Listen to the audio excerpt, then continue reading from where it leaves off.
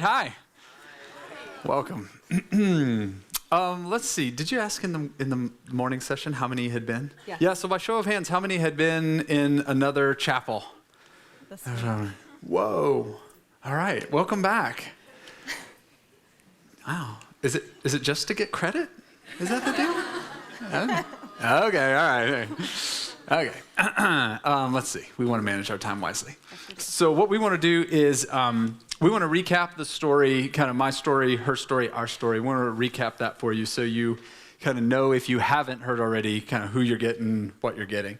And then we want to talk about a couple of I would say core principles, a couple of key things that are really important to us in terms of our journey personally, but that we want to be important to you on your journey too. So with that, let's jump in. Am I starting? You're starting? You're starting. I'm starting. Yeah. Okay. All right. So the story in a little bit faster form than I told on Monday is that as a kid, 11, 12 years old, I was introduced to hardcore pornography. And at that time, I discovered masturbation. And I found pornography on our television as well as the magazine that somebody had showed me. And so you put the two together, it feels really good, so I did it a lot, basically. During that time, I was experimenting in my sexuality. There were instances of sex with animals during that time. When I was 14, I lost my virginity. When I was 16, I was dating a girl who was a Christian, and I didn't grow up in a Christian home. I was dating a girl who was a Christian, and she and her family really helped me come to know Jesus. It turns out we were also sexually active, and she ended up getting pregnant whenever we were 16. When that relationship ended, the rest of my high school years were, sexually charged relationships. And I thought to myself, once I get to college, I'll stop, I'll change. Things will be different once I get there. And sure enough, I got there and nothing changed. Should I keep going, or you want to go? Yeah, no, Okay. I'll share as well. It's interesting just hearing what you're saying, Jason. I feel like in so many ways, my childhood was the exact opposite of yours. Polar opposite. Yeah. I talked about this morning that and I could not identify this at the time when I met Jason as a freshman, but in the last 5 or 6 years, just the work that I've done, identified that two of the really core wounds for me were I felt invisible and I felt unchosen. And so I felt really unchosen in particular by boys, and in my community it was just really important, and I perceived it to be one of the most important things was to have a boyfriend. And so I never had a boyfriend when I went off to college. I'd never dated a guy, never been asked to homecoming, and so I felt very unchosen. And then I also felt invisible. I have 2 brothers, and my older brother was very popular, very good looking, always had a girlfriend. And I felt like I was the opposite of that. I didn't feel pretty. I was not popular. I was not athletic like him. And so I really grew up in his shadow. And even to this day, whenever the two of us, when Clay and I are in our hometown, it still happens where we'll go into a restaurant and, oh, there's Clay, hey, and I'm just kind of standing there, like, so it's still, yeah. So Jason and I met our freshman year of college, and what we like to say is we were great for each other, but in a very dysfunctional way. We were functionally dysfunctional. Right, yes. Right. And so the way I coped with those wounds is I started to reduce how much food I was eating. And it started out so innocent, you guys.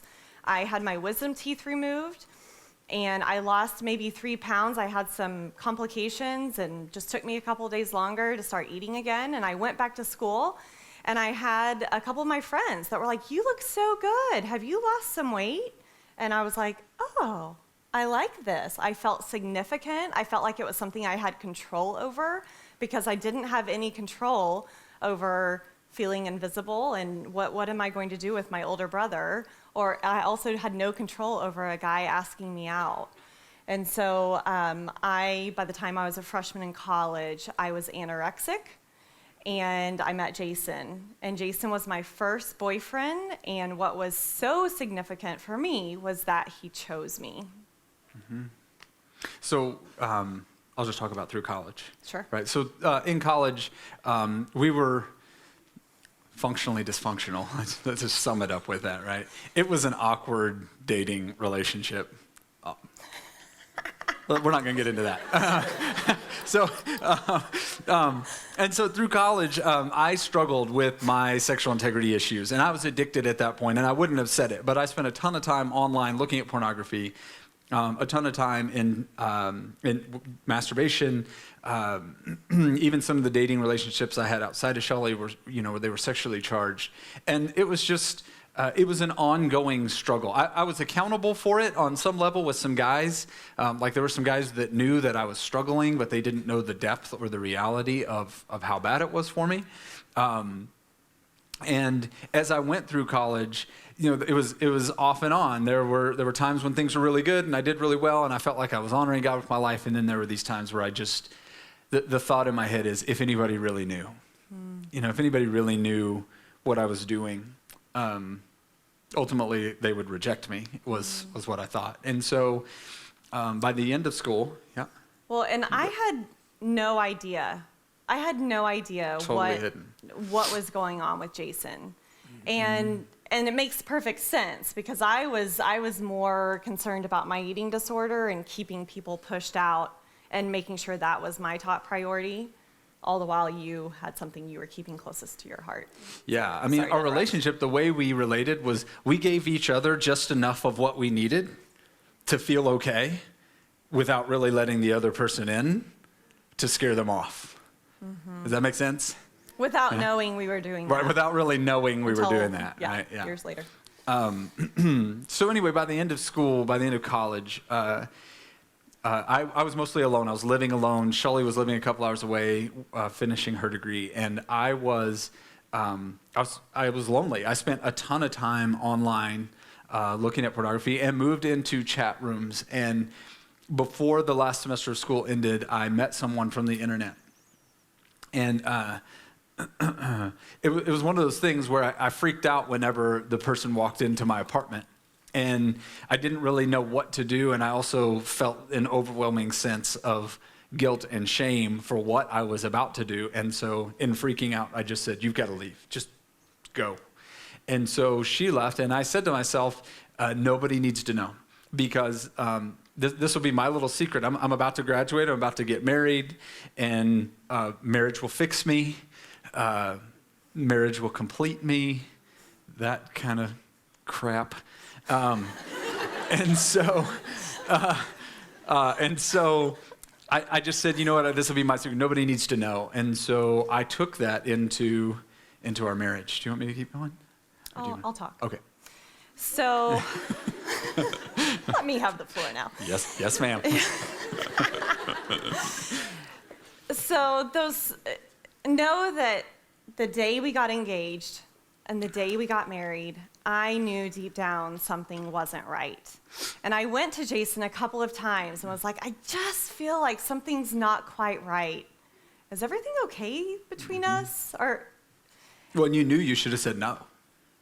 Yes. Right? Yes. And it's like I'd already started to lose my voice. And I started to just think, no, this is just how it is. Yeah, okay, let's just move forward. And so I can tell you those first couple of years that Jason and I were married were a huge disappointment. I had not had sex before we got married. That's not something I'm bragging about. It's because maybe I would have had sex if I had ever been chosen. So I just want you to know that's not something I'm bragging about. Yeah. Yeah. So what I'm getting to, though, is I was so disappointed in our sex life. In all of our life. I mean, really, it was horrible. Yes. I'm not trying to make it funny, I promise. Excuse us. Yeah. Okay, go on. I just remember feeling really lonely and wondering, really? Is this what marriage is supposed to be like? Really? But I was too afraid to confide in anyone and to share with them what was really going on in my heart. And again, over those first couple of years, I would go to Jason still and ask him, like, is everything okay? I just feel like something's not quite right. And you would say? Every time, everything's fine. No, we're good. We're okay.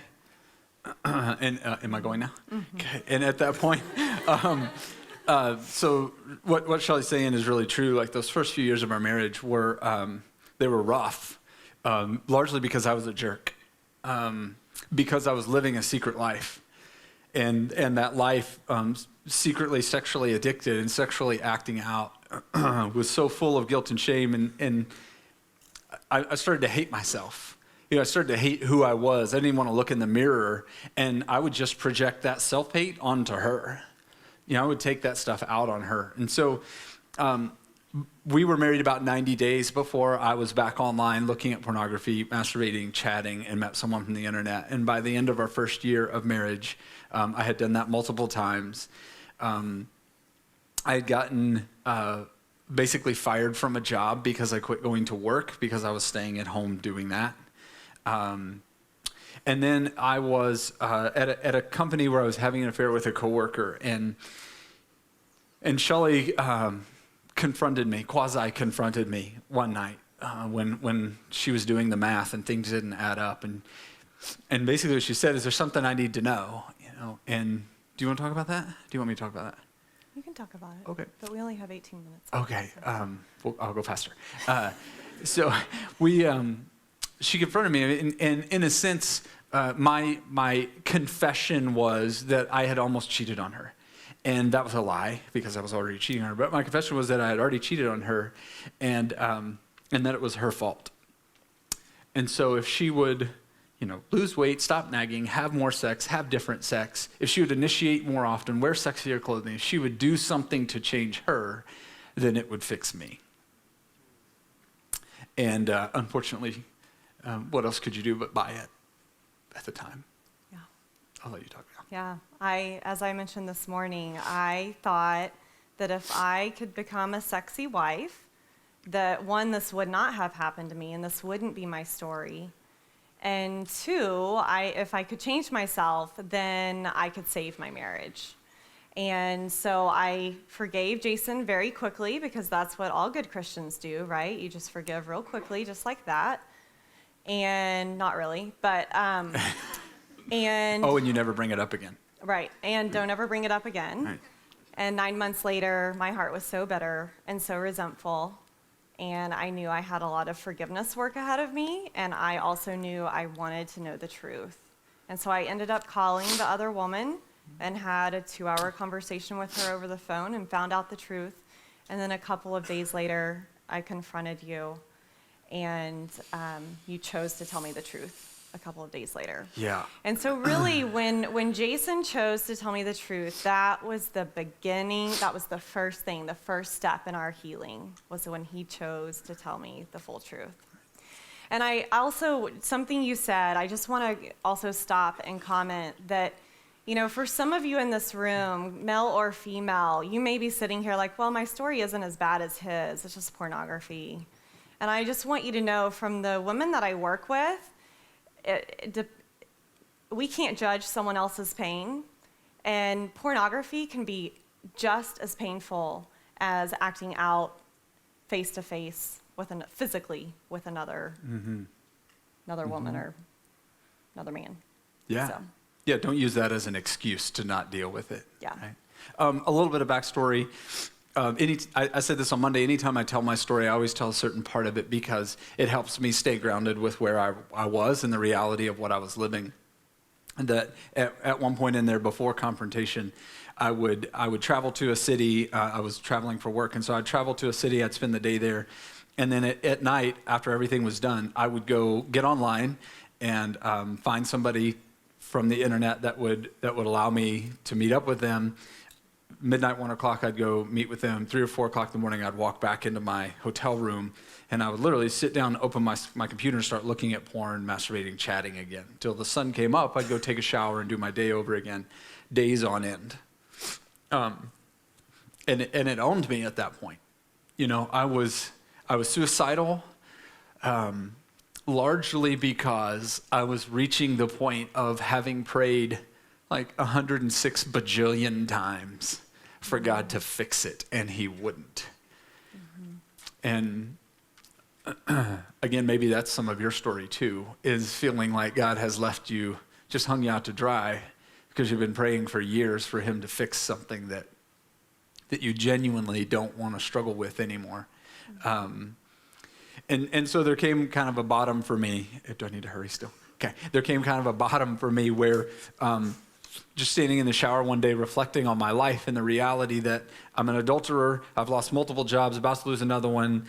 Shelley has no idea who I am or the life that I'm really living. And once she finds out, she's going to leave. And so just had this moment of rock bottom of saying, okay, God, I don't care what I have to lose. I don't care what you have to do. I don't care what it takes, but you got to fix it. And so that moment precipitated her. It's almost like God had a collision course for our paths, that when I was finally ready, she was finally ready. And that's where the confrontation came. Yeah. Right? So I walk into the house one night and I'm like, hey, babe. And she says, sit down in the chair. You're an effing alien to me. Tell me what happened with the woman that you were working with, you know? And so three times I lied to her face about it. And it took a couple days, and that's what she was saying to me. It took a couple days for me to finally come clean. And so I did. On a 6.5-hour car ride, I finally came clean on everything that I could possibly think to come clean on from as far back in my life as I could possibly remember. Yeah. Do you want to say anything about that? Mm-hmm.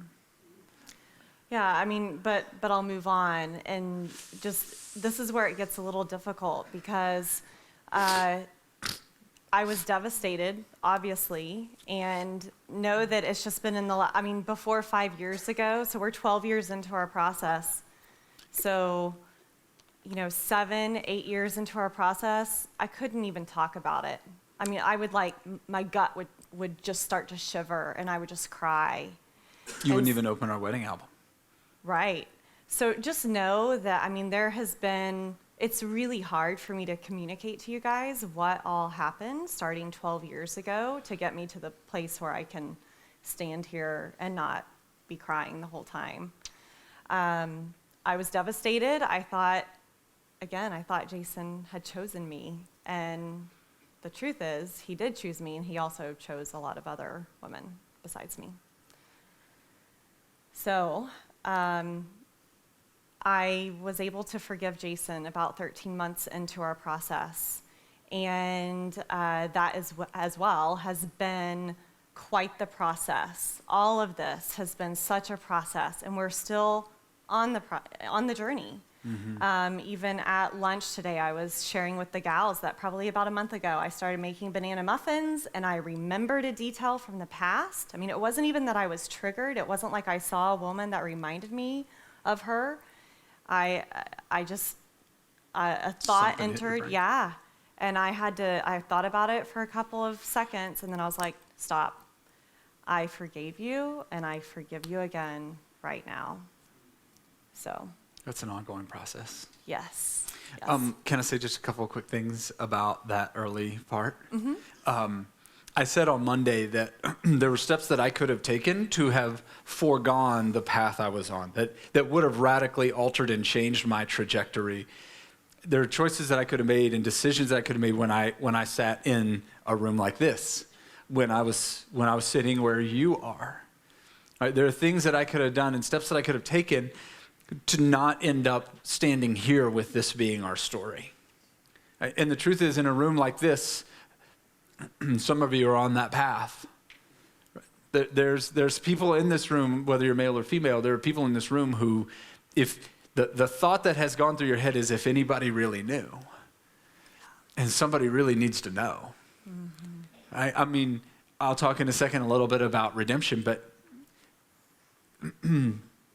there's a lot of heartache that you don't have to go through. Mm-hmm. There's a lot of pain that you don't have to endure. But just making a couple of decisions now, mm-hmm. right? So what I want to talk about is really three key things. One in the journey, just kind of waypoints, mile markers along the way. One was about 4.5 years into the process. So 4.5 years after everything hit the fan, we got asked to do an article on forgiveness for a local paper. And so we said, yeah, we want to do that. We want to be able to tell our story in that way. And so Shelley, who's a very detail organized person, says, hey, I want to make sure I got my facts and details straight. So I want to get out the file, which has just pain in it, all right? So. It's actually, in our file cabinet, it says the file. The file. It's the file. And so, I come out of my office one day and I see Shelley just sitting in the middle of the living room with this spread of paper out around her. I literally froze, just like, boom. Oh, dang. Sorry. I know. Edit that. And so I stop and I see, and I'm like, oh my gosh. And so I walk over and I put my hand on her shoulder and she looks up at me with these tears coming down her face. She says, I'm so thankful that we're not here anymore. I'm so thankful that we're past this point, that we've turned a page. And don't you ever put me back here again. And there's this moment of redemption, of knowing that there's something really sweet that has happened in our relationship, and that all that was lost wasn't, right? That it wasn't all for naught, right? And then fast forward, I'm almost done.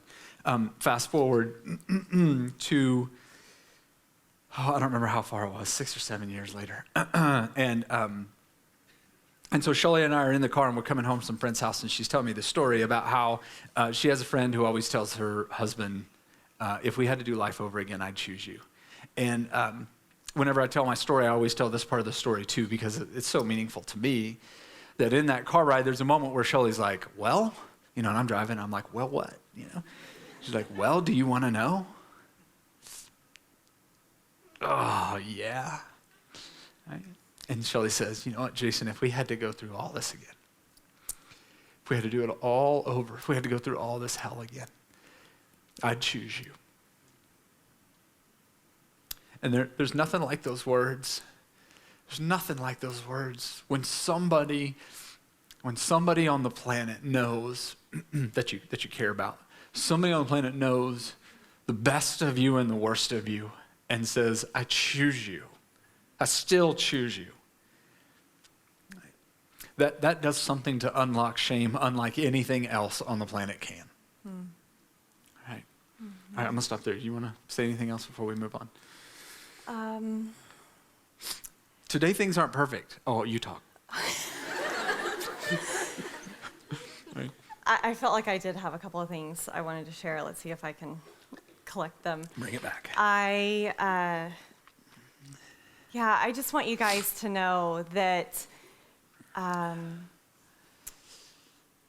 there's nothing special about me. I think a lot of times we discredit ourselves and other people. And God really met me in my pain and saw me through. And he also put people in my life that could help me through this. My process has been very slow, and I have made a lot of mistakes. It has not been perfect, and I so love that. I love that we can stand up here and talk to you guys, and it has been so imperfect. Our process has been so imperfect. And so a big, just last thing I'll say, is a big part of my process has been coming to terms with the choices I've made in the past. And so when Jason disclosed everything to me, I kind of felt like, wow, I'm pretty much perfect and you're really messed up. However, today, and through what we've been through, the truth is I'm messed up too. I'm broken too. I don't mean that in a shameful way. I mean that with freedom. Like, yeah, me too. I'm a thief too. I'm a liar too. I'm an addict too. And so there's just something really sweet, and truly Jason has paved the way for me to start to be more honest with myself and with him and with the people that are close to me. He actually forged the way for me to do that. And so with that being said, this has been for my good. So. Yeah, we both say regularly at our house that we know we're one bad decision away from blowing our whole life up again. You know, everything is at risk in a sense. And we know we're one bad decision away from doing that. And yet living in community and that tension, but also with that love and acceptance is something that we hope for people to experience. Like there is a freedom in that, in both being able to say, we know we need a savior. I'm not better than you, right? Mm-hmm. But that took me a long time to get to that place because for so long, I felt like Jason, it's Jason's fault. Jason's the problem. You're the issue. Right. Which it looked that way. I mean, I had the okay, let's move on. Yeah. So, so a couple of key things, couple key things that we want you to take away, just in terms of this idea of breaking down, finding freedom from shame and breaking down those bonds of shame. Do you have your notes? Yeah. Okay. One of the things that it's more questions. More key questions. Okay. A couple of things that I think are really important in terms of takeaways. The first is this: to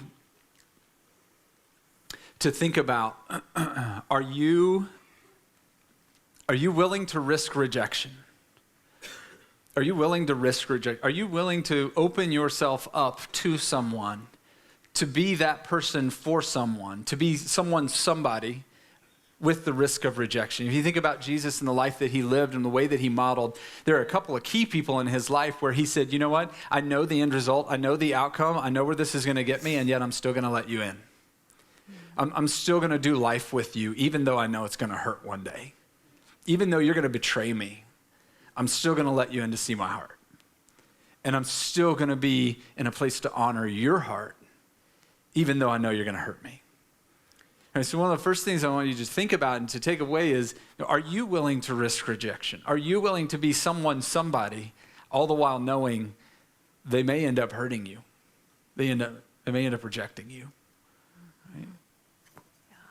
You want to talk about another one? I'll let you. Am I going? Mm-hmm. Okay. Another thing is this. How well do you want to be known?